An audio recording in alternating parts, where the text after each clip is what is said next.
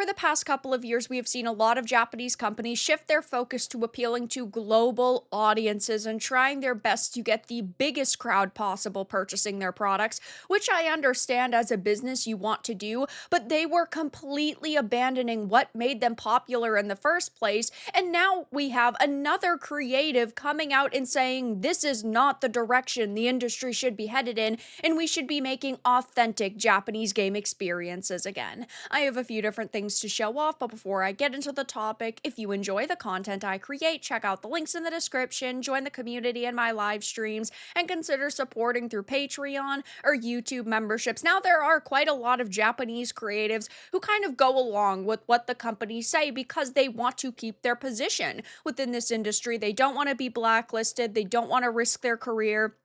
And even just a couple of weeks ago, we heard the Final Fantasy VII Rebirth director talk about modern game development and how now they create with a global audience in mind instead of just focusing right from the beginning on Japanese audiences. But Masahiro Sakurai, the creator of Super Smash Bros. And Kirby, so someone extremely influential within this industry, has sparked a significant discussion in the gaming community by advising Japanese game developers to focus on creating games that resonate with Japanese tastes rather than trying to appeal to Western audiences.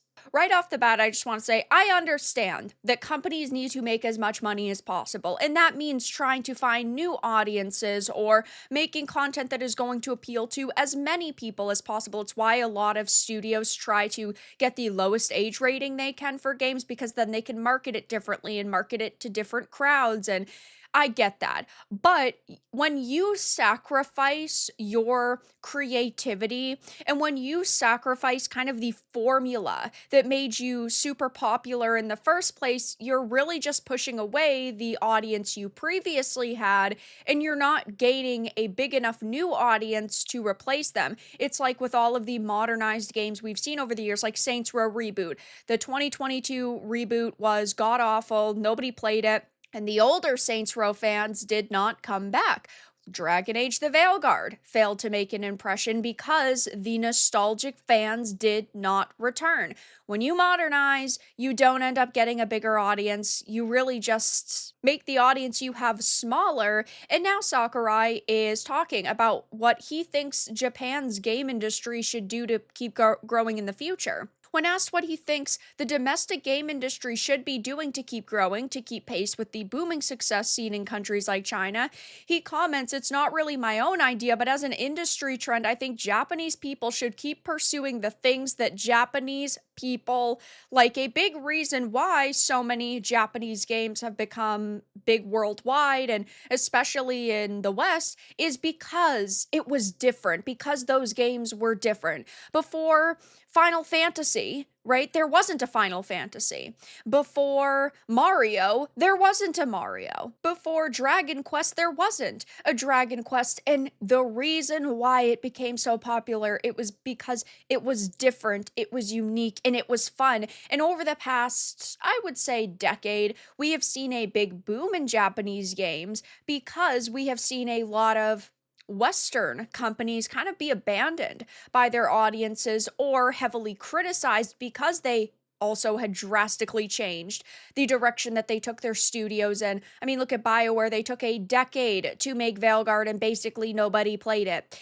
And when Japanese companies do the same thing and they start trying to appeal to global audiences or Western audiences or whatever type of audience they claim, all they're doing is making it harder for them to sell video games and pushing customers away.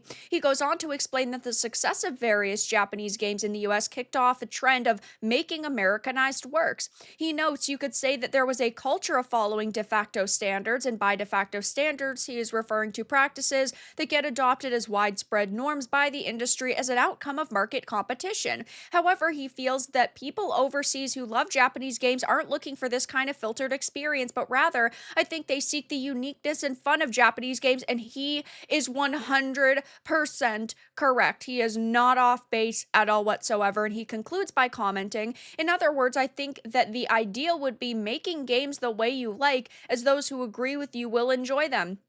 which is 100% true. It is definitely a far cry from what we heard a couple of weeks ago from the Final Fantasy VII Rebirth director, who basically had agreed with what like Square Enix is doing when it comes to chasing a global audience and modernizing their games, because he had said that it's okay that they have kind of changed their approach to game development in terms of prioritizing the global audience right from the beginning. He said when the original Final Fantasy VII came out, we were making it for the Japanese market, and it grew internationally as it became known. You would think that would be the end of the conversation because they would realize it grew internationally because it was just that good.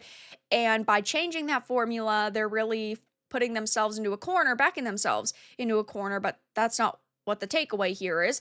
But now, instead of initially focusing first on the Japanese market and allowing the game's audience to grow naturally, we now make for the whole world first. In that respect, we are in a totally different time period, and definitely not a good time period, in my opinion, and many other gamers as well. And because a lot of Japanese companies are definitely very heavily invested in chasing those DEI dollars and modernizing their games and chasing a global audience, there are other regions that gamers have shifted their focus towards, like South Korean developers.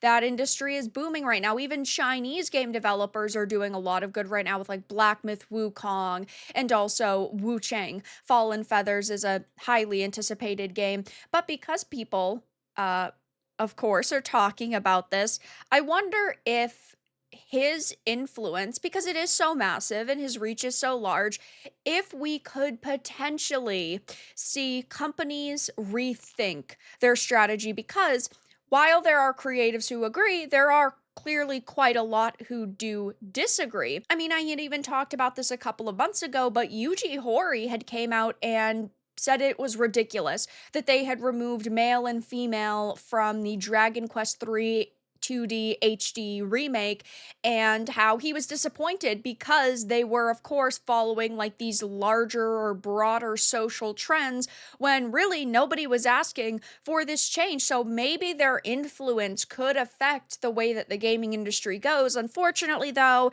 it is kind of hard to believe just because companies like Square Enix have doubled, tripled, and quadrupled down, and they don't really care about listening to people, at least it seems. Now, yes, everybody's talking about this, and I would say the response is definitely in his favor. There are not really a lot of people defending the companies and the direction that the mainstream media is heading in. I mean, here's just one post. Smash Brothers and Kirby creator says, Japanese developers should focus on making games for Japanese players. And there are tons of people saying absolutely base take. He's right. That's what led Capcom into their dark ages when they just started appealing to the Western audience and not listening to their core fan base. I agree. Also, American gamers also like Japanese games made by Japanese developers as well. That is correct. I agree with this 100%. Let's just scroll up to a different post. Here's Pirate Nations talking about it. Everybody here saying the same exact thing. This is how it was for decades. The rest of the world sought out Japanese games because they were Japanese. Yeah.